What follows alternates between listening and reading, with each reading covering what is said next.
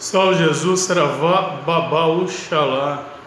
Dando sequência à nossa conversa sobre o diálogo com os espíritos e sobre a importância de se deixar, de se conduzir puxadas durante as giras de Umbanda.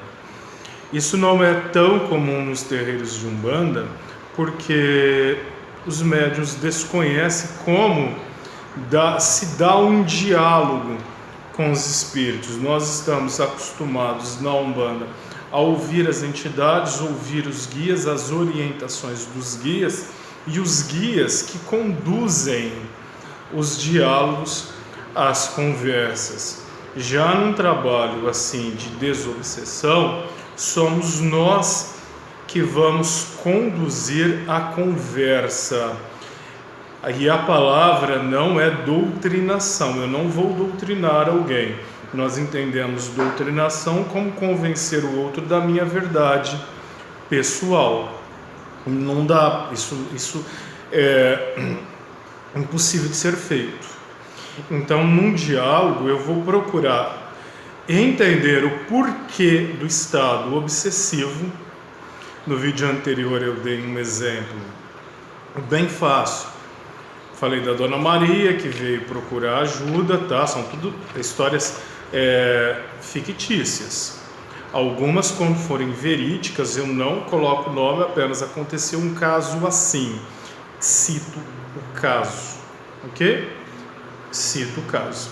Nessa foi fictícia, uma pessoa que veio aleatoriamente no terreiro, aí narrou um suposto mal-estar, a entidade conversou, aí veio-se um espírito que falou que perguntando para o espírito que a encarnada é dele, é minha mãe. Aí a gente viu que a encarnada não tem filhos. Então aí a gente fazendo perguntas descobriu um descompasso cronológico entre períodos de encarnados e desencarnados. Nós temos que entender uma coisa muito interessante, pessoal, que o tempo, a cronologia, a contagem do tempo existe aqui no nosso plano físico, denso, material. Há uma contagem de tempo. O desencarnado não conta o tempo, não ao menos da forma que nós conhecemos o tempo. 24 horas tem um dia, tantas voltas que a Terra dá em torno do Sol. Dá-se um ciclo.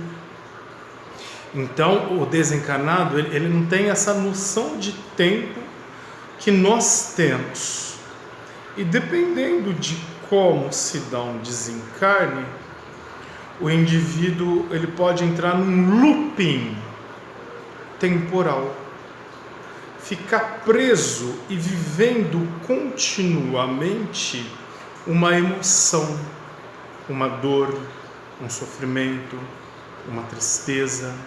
Isso está relatado com detalhes de riquezas na literatura espírita, com detalhes de riquezas, milhares de casos de pessoas paralisadas no tempo, paralisadas mesmo, calcificadas em emoções, que somente vivem uma tônica emocional.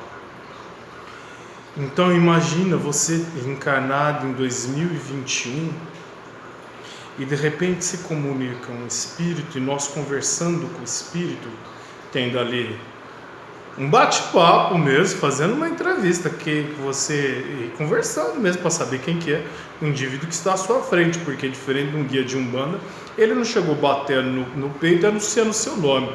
Eu sou o caboclo fulano de tal. Não. Se fosse um espírito de um guia, ele já chegava e dava seu ponto, seu nome, seu CPF espiritual. Esses espíritos não, eles não chegam se anunciando: boa noite, eu sou o espírito sofredor, senhor José da Silva. Não, eles não chegam se anunciando assim, a não ser que seja uma reunião específica de uma psicografia. O espírito já chega e já se apresenta na escrita. Do contrário, não. Ok? Então, de repente, vamos pegar outro exemplo, mas indo por essa linha de pensamento que eu falei para você, do tempo, que o nosso tempo é contado. O tempo dos espíritos, sabe que confusão? Ficção científica. Eles não contam o tempo da forma, não vivem e entendem o tempo da forma que nós entendemos e vivemos com os nossos 5 sentidos. Ok? Então vamos lá. Outro caso de descompasso. É comum entidades seculares se comunicando. Espíritos seculares realmente, de 100 anos, 120, 118 anos, paralisados em uma emoção. Nós recebemos na nossa casa um núcleo familiar muito interessante. Um casal com filhos, todos vieram procurar ajuda e todos passaram com um único médium e sua equipe. A gira foi quase que exclusiva daquela equipe para aquele núcleo familiar. Na nossa casa nós trabalhamos assim como eu estou hoje falando para vocês, e também fazemos apometria.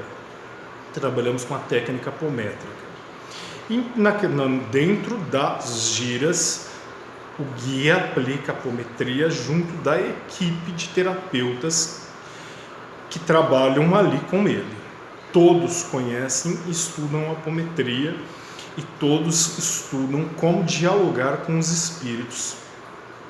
E são terapeutas, a maioria, porque é mais fácil lidar com um terapeuta, porque o terapeuta no seu dia a dia ele é habilitado a lidar com as emoções das pessoas e ajudar as pessoas a lidar com si e se entender, se conhecer. Por isso é mais fácil o cambono ser terapeuta. Olha que maravilhoso isso, gente, um cambono terapeuta, cambonos terapeutas. Então nos zeladores é assim. Então esse núcleo familiar, todos passaram com a mesma entidade, todos. São 5 membros da família. E ali identificou um padrão familiar, uma dificuldade. E descobriu-se que aquele núcleo familiar é um núcleo de resgate kármico de antigos algozes. Um deles foi algoz, 2 deles, salvo engano, foi algozes dos demais. Subjugou os demais. Nessas reencarnações, aí fez-se apometria, trouxe logo no primeiro atendimento um núcleo de espíritos. Eu vou usar o termo, um bolsão de espírito, um condomínio espiritual estava com um único encarnado. Espíritos que dentro de um contexto histórico, espíritos que viviam em aldeias, em comunidades pequenas, em feudos. Quando esses feudos, essas aldeias, essas comunidades pequenas eram invadidas, as mulheres, as crianças eram estrupadas. Então eram esses espíritos de estrupados, de mulheres violentadas, subjugadas, que estava acompanhando o encarnado, sem ele perceber, orbitando. O psiquismo dele estava polarizado com esse núcleo de pessoas subjugadas, violentadas sexualmente e expropriadas. Olha que coisa. Isso, espíritos seculares. Aí trouxe alguns, se comunicou, deu choque anímico, fez choque anímico, tratou, encaminhou para o posto socorrista, que toda casa de Umbanda, Centro Espírito, está vinculado a um posto socorrista, um hospital, no umbral. Encaminhou-se esses espíritos. Pegou-se, são exemplos de trabalho em equipe, tá? Pegou-se outro médium, ajudou o médium a desdobrar, foi para o local geográfico onde estavam esses espíritos paralisados, resgatou todos de uma única vez, não deu choque anímico, encaminhou para o posto socorrista. Não deu choque anímico porque senão não ia ter fim. Então escolhe-se o pior. Com o pior a gente ajuda todos. É por critério de prioridades, porque não se tem tempo numa gira para ajudar todo mundo da forma em que os misericordiosos querem ajudar. Nossa, mas tem que ajudar todo mundo, precisa ter critério. Precisa de ter critério para poder ajudar a todos. Senão você acaba com uma gira.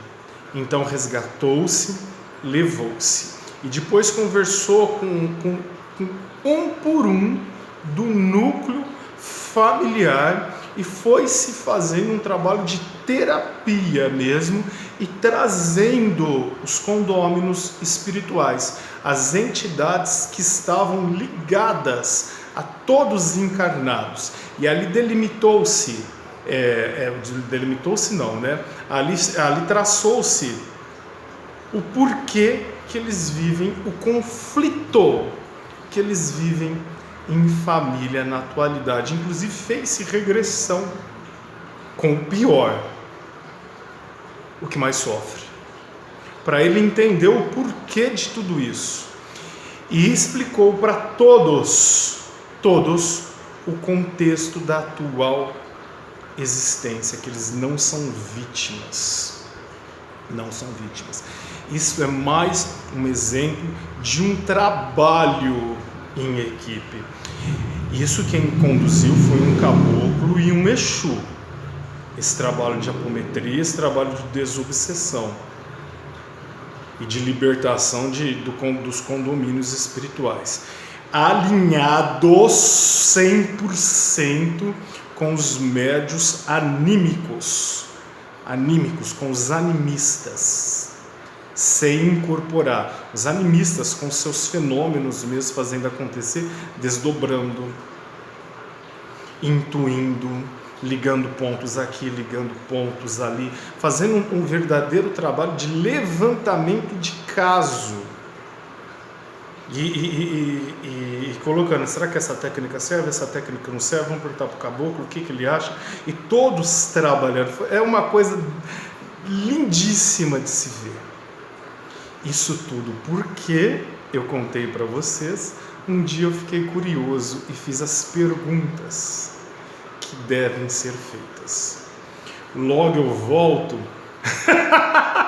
com mais um caos de terreiro de como nós conseguimos otimizar a gira, entendendo que somos parceiros de trabalho dos guias e falangiros de Umbanda. Salve Jesus!